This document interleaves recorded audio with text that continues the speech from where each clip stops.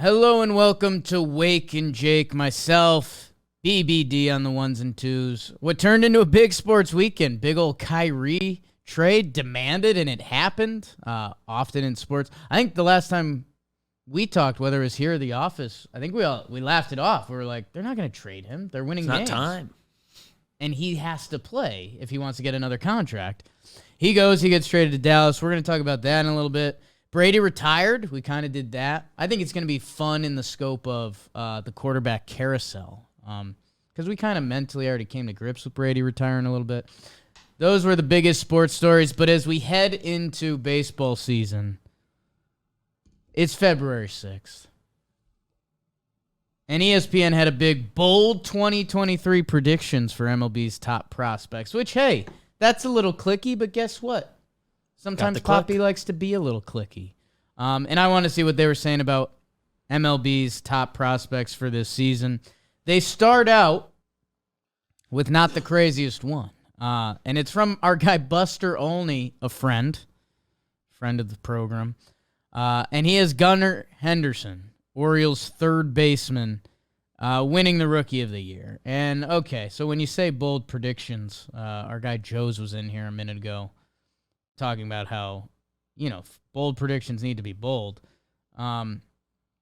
Hey, I'm interested to see where Henderson plays. Right now, Fangraphs has him listed at shortstop. He came up as a shortstop. But I believe he was mostly at third during his taste last year, right?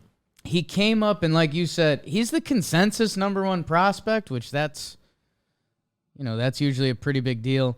And it's because he was a high prospect. He crushed through all the minor leagues. Basically, nothing got in his way. His low marks are 65 games at A-ball. He had a 775 OPS. That was in 21. Last year, AA, 1 dotted. AAA, 894. And then he came up to the bigs. He had a 788 OPS, which, a reminder, offense was down last year. Those are, for a rookie, it's a small sample. It's 34 games. He turns 22 in June. And I think the funnier thing here for me is a 123 OPS plus last year. He's going to play when you're betting Rookie of the Year stuff, which, he is kind of your leader in the clubhouse. Of course, I'm on NL Rookie of the Year right now. AL Rookie there, he's plus 350. So I don't know. Who was last year? There was a consensus Rookie of the Year that ended up being a bad pick. Like they didn't play. Oh. Or am I going back to like Gavin Lux? What am I thinking of? And there's some years where it's like it just doesn't happen. Like anybody, any prospect that comes up, they need to adjust. Oh, Torkelson. Torkelson was a massive one. Mm-hmm. He ended up not being the dude. I think there's another guy. It's just so funny because, Julio Rodriguez jumps onto the scene last year. He was incredible. Adley Rutschman, we had to wait for a little bit. Once he went. Michael Harris Deuce came out of nowhere. Kelnick, someone just sent in the chat. Rookies in baseball, it's part of what makes it so unique. Most guys come to the NBA and you have a concept of what they're going to be. Paolo Banchero was only going to be so bad, even though I'm not the biggest fan. People love him. Baseball, we don't know. Buster Olney, though, his version of bold might be different than my version of bold. I don't even think that really can be labeled a bold take. What's the quote? Yeah, he's going to be a problem. He was the 42nd pick in 2019. Damn. Okay. Let's see where the Orioles are at. If you guys don't know, not super high on the Orioles this year. TPP is coming out soon. They followed that up with Corbin Carroll will lead the National League in stolen bases and triples. He's the fastest guy in the league. I don't know if this is bold. He'll do it for Whoa. Okay, so my guy David Schoenfield here was going for a little bit end of a click. He said he's going to do it for an Arizona Diamondbacks team that wins a wild card. You're talking to the biggest snakes guy in the world, and I don't know about that. Hey, here's what I'll tell you. If you don't know who Corbin Carroll is, get into him. He's different fast, a fast you don't see on a baseball field a lot, meets a baseball player. Because sometimes we have guys who run, and you're like, oh, imagine if Usain Bolt played baseball. This guy knows the angles. He's 22. He's as fast as they come. He got a cup of coffee last year, and he had an 830 OPS. Take that, Gunnar Henderson. 32 games. Man, give me more of the kids getting a call at the end of the year, because I think that sets you up so much more. How about this? I think Henderson and Carroll are both lined up with about plus 350 odds, which you can go check out at the DraftKings Sportsbook, and it's the Super Bowl. So go bet on all of these, and baseball, and the Super Bowl, and Gatorade color, and the coin flip, and anything you want. I think I'm on KC, and right now, bet $5, you get 200 in bonus bets. I mean, the Super Bowl, if you've been waiting for a moment to get into the sports gambling game, do it with the DraftKings Sportsbook app, and download it now with code BAKERS. New customers can get $5 on Super Bowl 57 and 200 in bonus bets instantly. Put it on Corbin Carroll to win Rookie of the Year. Only a DraftKings Sportsbook with code BAKERS. Minimum age and eligibility restrictions apply. See show notes for details. If I had to pick between Henderson and Carroll, I'm going Carroll. That's just me. I think he was a little better last year. I think he can rack up some stats. I think he's kind of a freak, man. Listed 5'10", 165, and that might scare some people away. I don't know. I almost get like lefty Mookie vibes with more speed from him. That's such an unfair comparison. Mookie's been like a top 5 player for the past, coming up on a decade now. So I take that back. Be Corbin Carroll. I guess they're both like gonna play. So that isn't a tiebreaker here, I don't think. That's what I think the past couple years, Rookie of the Years, it was when were they going to play or if they were going to play, and Torkelson was just bad. But I don't know if you can really get bold with those guys because they're the 1-1 each way, ALNL.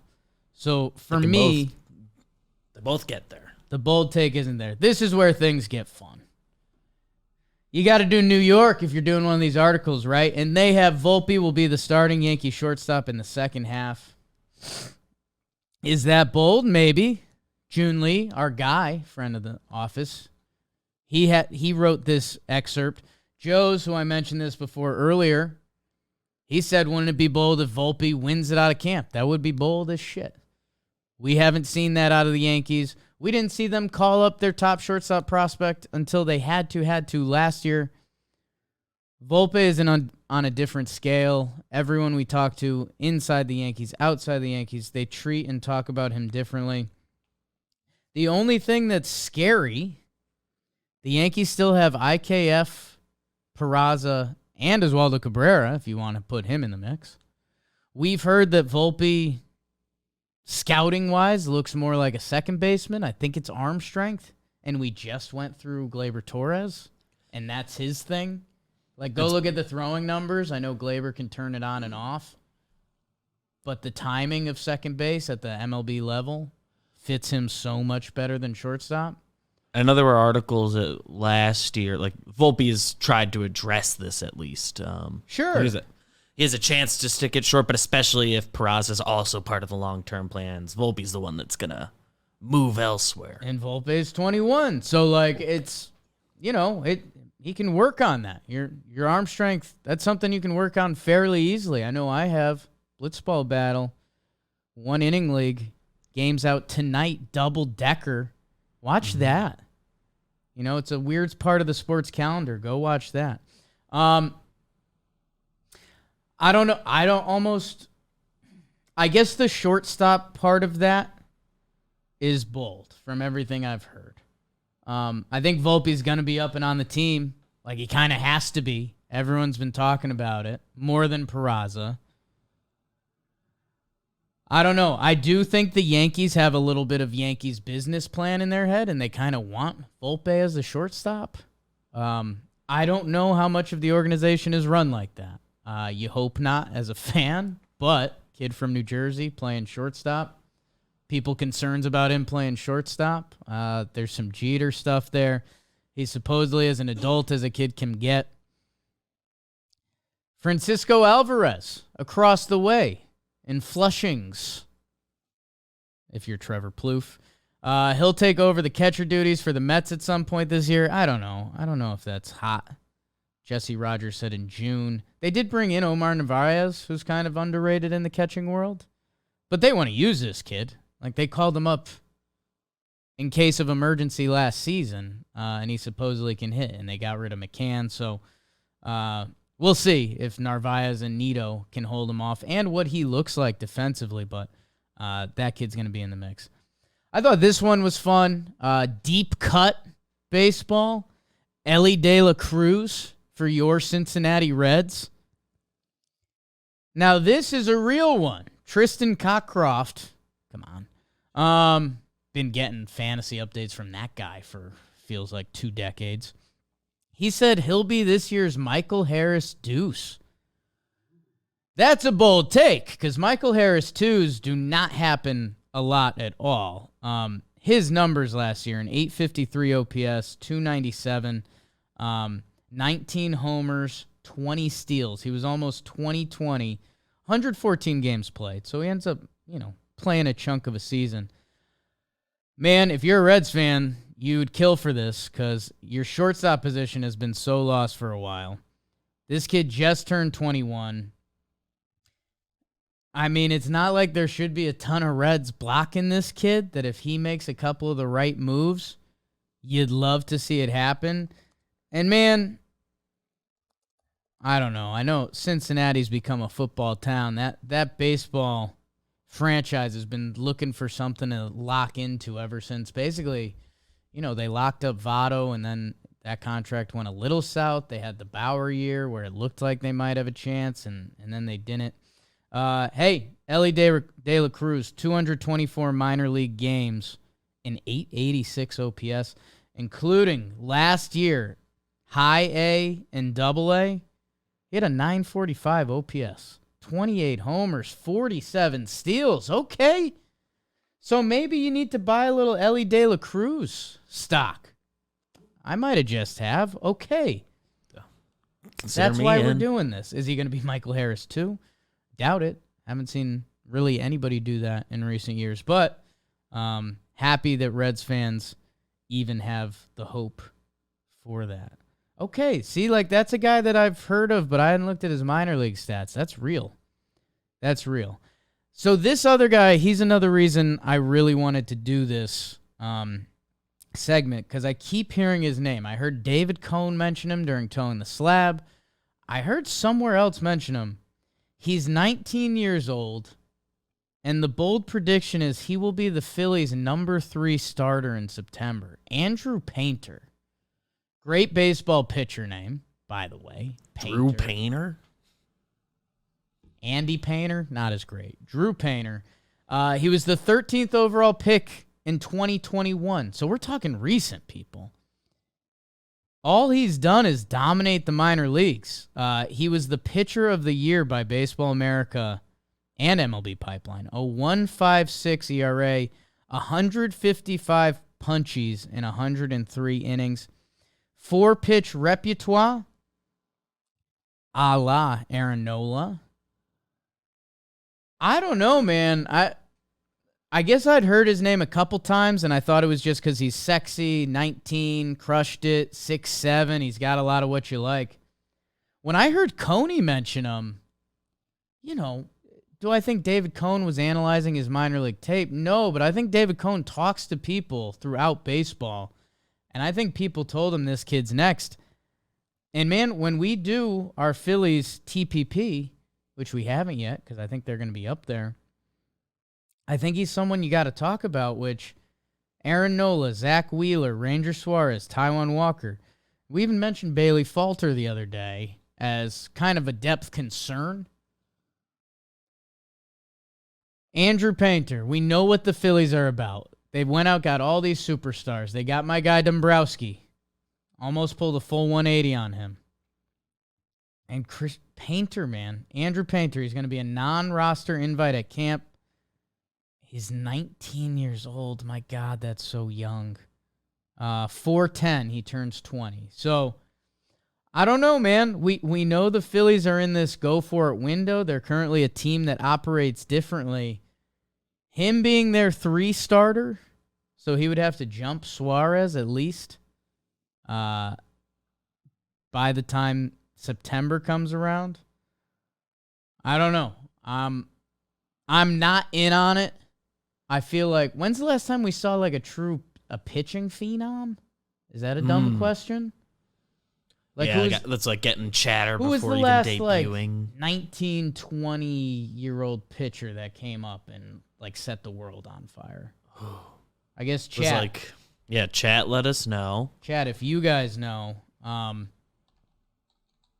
don't know.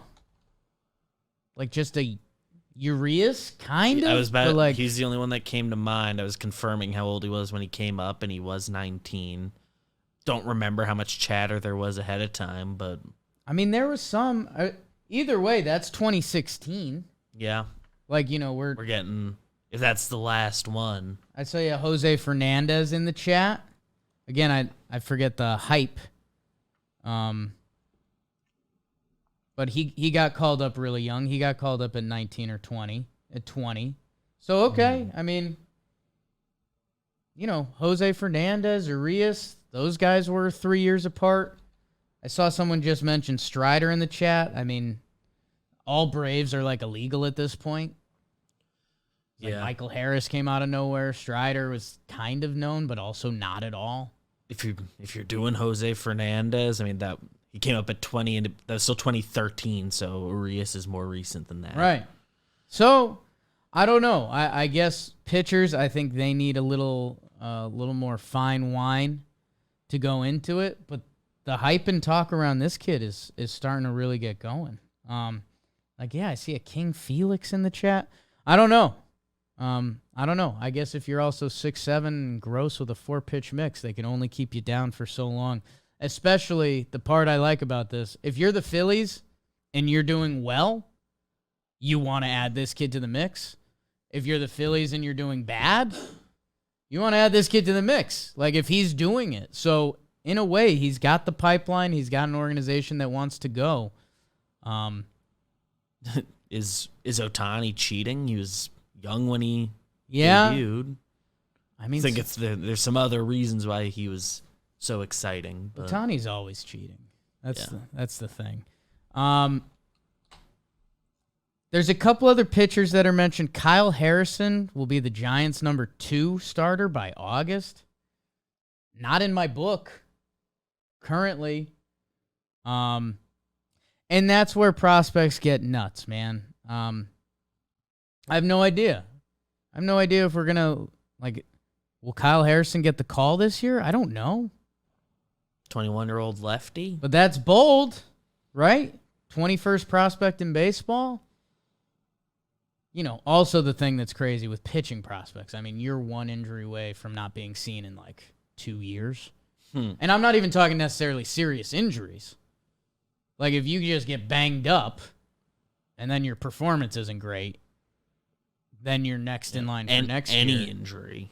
So let alone the ones that we actually won't see you. I guess if this part of the segment is turned into buy some stock to tell your friends about, Kyle Harrison, lefty for the Giants, he's got a chance.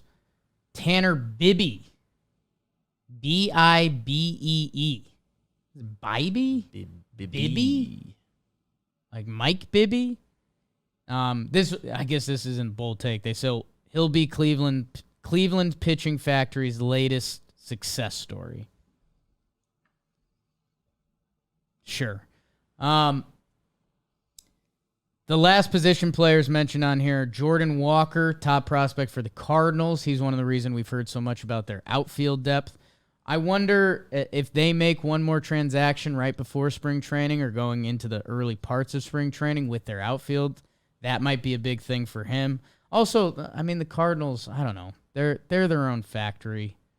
It feels like if he earns it, he'll find a way. If he doesn't, we have other guys. We're the Cardinals. And their bold prediction was he'll be on the big league roster. Okay. The last two I want to wrap up with, it's a team that's kind of been in my head. I think you can tell when we talk about it on Talking Baseball. You know, arguably been the second strongest franchise in baseball the past 7 years. The Dodgers, their offseason's weirded me out. I know we keep saying, like, oh, they're saving for Ohtani. Okay. People think they're dipping under, but they just think that. But they also didn't, and they lost Trey Turner. The year before that, they lost Scherzer. They lost Tyler Anderson, Heaney. You know, we believe in their pitching depth and all that. They lost Bellinger. They lost Justin Turner. The Dodgers look a lot different.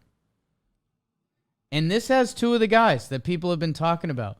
Miguel Vargas will win Rookie of the Year. That's from Eric Karabell. Also been getting fantasy advice from him for 2 decades. He thinks he'll be their starting second baseman, although he's played mostly third base while coming up. Karabell says, how about a little 15-15 rookie season for him? I don't know. Diego Cartaya, he's a catcher. They say he'll be their next Will Smith or better. Will is one longtime scout told Alden Gonzalez. Will is an all-star. Cartaya has a chance to be a cornerstone. Ooh. So I don't know, man. And whenever I come back to the Dodgers and how, you know, sneaky kind of quiet their offseason is, they brought in JD Martinez. So, you know, you do like a Justin Turner out, JD Martinez in. I think at this point they're kind of looking for the same stuff. You know, Miguel Vargas is slotted in. They made the Miggy Rowe trade that's kind of depth / rotating in, and they extended Miggy Rowe. Did you see that? Yeah. Through next year. So love that for our guy Miggy Rowe. But just knowing the Dodgers, they're pitching. They can do whatever the hell they want, and we're going to buy into it, and they've deserved that, right? The hitting, I'm really interested to see. Trace Thompson listed as their starting center fielder. Chris Taylor still around. Thompson was crazy last year. Yeah, he went nuts for them for a little bit, so I kind of love them giving him the opportunity, but I don't know. They definitely believe in some of their kids more than we've been talking about at the national level, and I'm interested to see what that translates to. In Cartaya, who's 21, catching prospect. And then I guess the other one, Miguel Vargas, and maybe that's the guy. You know, I'm not sure where his betting odd lines land, but I don't know, a rookie who balls out for the Dodgers, a team that, you know, if he can do it for them, he'll be in the spotlight. So I can buy it. Of the bold takes, what do we like? We liked learning everyone's name. Baseball, get you prepped. I don't know. I was talking myself out of Andrew Painter. Now I'm trying to talk myself in. Like a Philly sensation, Trey Turner, Harper. If they're losing, tap into the kid. If you're winning, tap into the kid. Ellie De La Cruz felt like a high standard. And Kyle Harrison, for whatever reason, didn't know him. Now we kind of do, but I'm not into it for this year. Tanner Bibby. What was that about? So you tell us your rookie prospect. Bold prediction. And hey, I guess leave a comment on the YouTube video, and if it comes true, you'll get to Peacock in like 7 months. So really happy for you guys on that. Volpe be the truth.